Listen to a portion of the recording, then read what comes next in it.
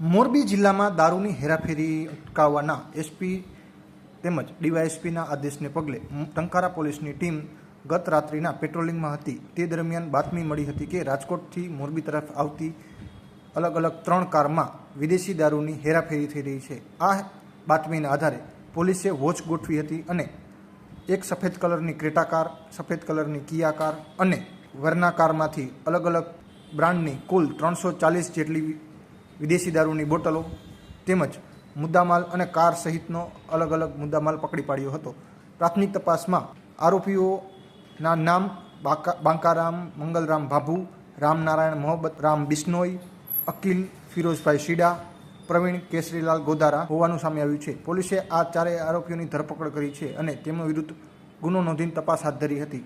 આરોપીઓની પૂછપરછ કરતા અનિલ રૂગનાથ જાણી અને સફેદ કલરની કિયાના કાર ચાલકનું પણ નામ ખુલ્યું છે. પોલીસે તેમના વિરુદ્ધ પણ ગુનો નોંધી આગળની કાર્યવાહી હાથ ધરી છે.